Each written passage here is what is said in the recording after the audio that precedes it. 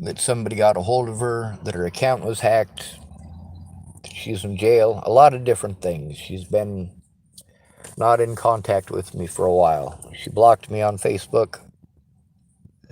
Now, part of that, well, everybody kept lying to her. They kept saying they were going to come help her. They were going to come help her, and they just never did. Desiree didn't keep her word.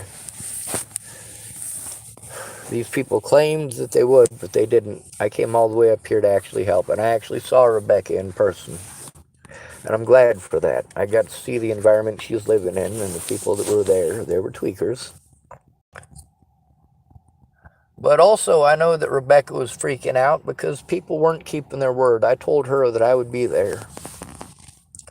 Now, don't get me wrong, it wasn't all my fault. One of those days, or almost a week out of those days, actually, she was going through, well, she broke her sobriety. She got depressed because nobody was helping her, and she spent her money getting a room and getting some drugs and breaking her sobriety, feeling sorry for herself and feeling bad for herself. I get that. She's still a person, and I understand why she did it.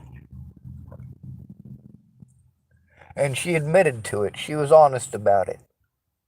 But the fact is, with my issues with my vehicle and my insurance and my finances that have prevented me from getting there, for all she knows, I'm just another one of those excuse-making assholes. So she blocked me right before I got my vehicle fixed. And that sucks. Now, I also want to say that in Megan Misigatis' credit, she did succeed in doing the other things that she told me that were her job, that she helps people get into housing. She did do that. She absolutely did. It's not her fault that the fucked up shit at housing was happening. Well, in part it was. I was trying to tell her about it, but she was telling me about her time constraints because of her family issues. Now, is that what the police wrote down in their reports? No, it isn't. It's the truth, but it's not what the police wrote down.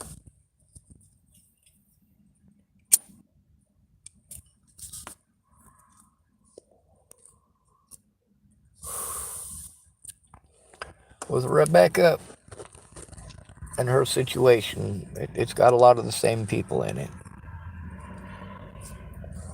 That's why she's so important. But I told her that I would be there, and basically it's been one excuse after another. Well, at least from her perspective. It's something that I'm able to do that most of you are incapable of. I am capable of putting myself in another person's shoes and having some sympathy or empathy for them as a human being. I'm also very capable of throwing shit back at people who throw shit at me. You gonna lie about me? I'll tell the truth about you. Megan Misigatis did help me get into housing. She did help me to get my driver's license. She did help me with those things. Absolutely 100%. I would not have gotten my driver's license back if it wasn't for her. I wouldn't have gotten into housing to begin with if it wasn't for her and her efforts. That was all Meg Misigatis. It's not that I wasn't trying. I absolutely was. It's the fact that having another person actually helping me is what it takes. I was able to get my disability back because Megan Misigatis took an active role. I was able to get my driver's license because Megan Misigatis took an active role. I was able to get into housing because Megan Misigatis took an active role. So she absolutely did a lot of things that helped me, or would have if it didn't stop there. Once I was into housing, I should be happy with that. No, I'm still in an unsafe situation in a town where I'm unsafe and people are cowards. Rebecca Grossnickle is dealing with some very similar shit with some very similar cowards. Rebecca knows about the human trafficking. She's been a part of it. She knows about the drugs because she's been a part of it. She also knows about feeding the homeless. Far as it comes across to RebeccaAnn Grossnickle Foley, basically I'm just another liar like Desiree. I mean, obviously she's not here to see my vehicle busted down, and how many times is she going to listen to me talking about my busted vehicle that's still busted, even though I've gotten 2 paychecks, and my vehicle's still busted? Well, now it finally works, but it's too late, because Rebecca, well, she was honest. I do want to say that for her.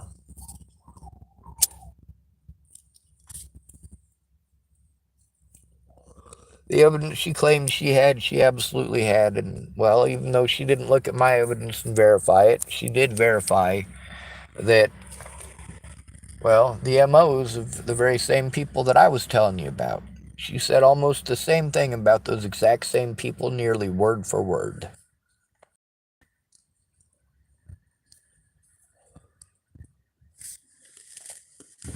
So,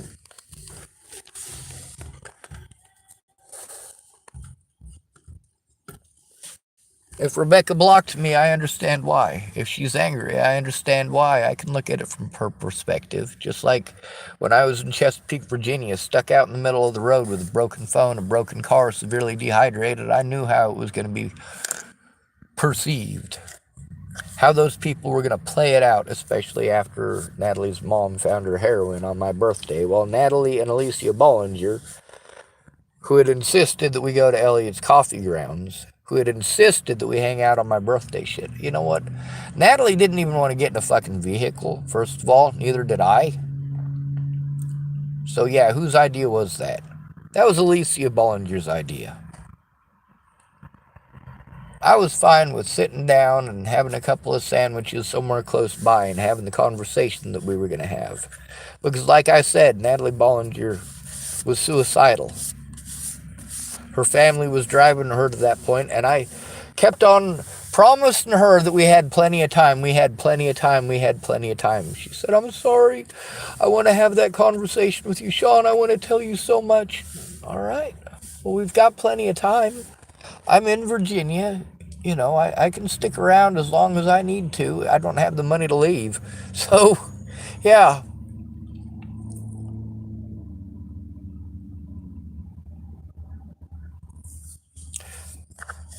You don't invite people to go places on their birthday and insist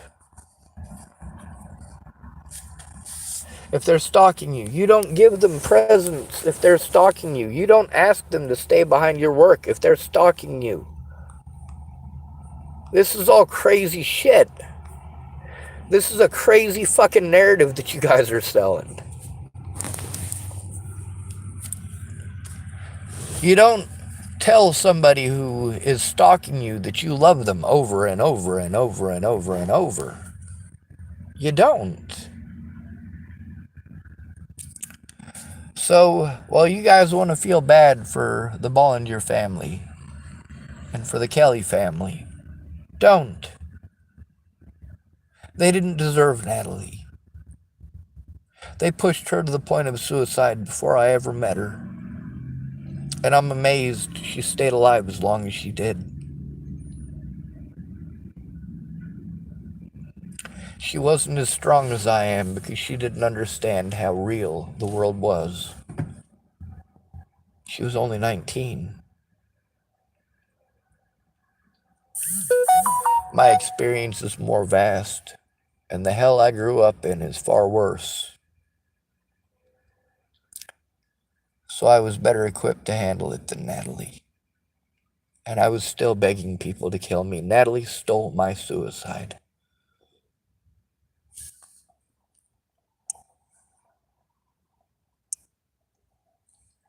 You know what's worse than that?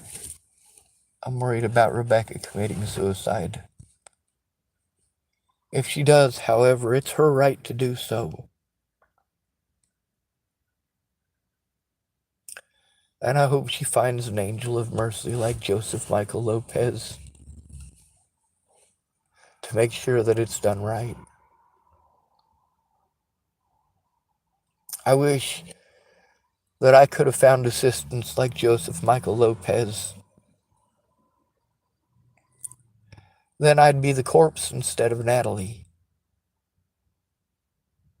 which is what I wanted from the start.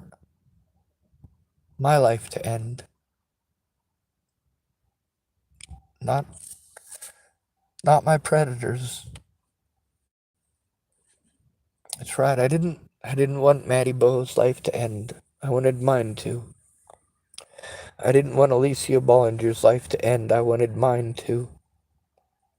I didn't want Tim Beeson's life to end. I wanted mine to. To this day, that hasn't changed.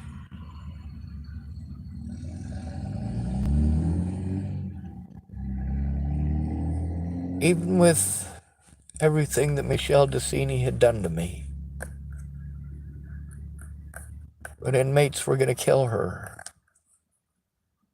I did something that I knew full well could get me killed by those inmates.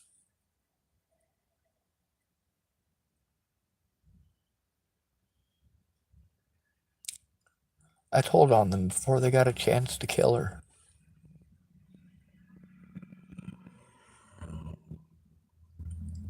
Mandy Singer got to see that evidence and verify it on my YouTube channel. Y'all can kiss my ass.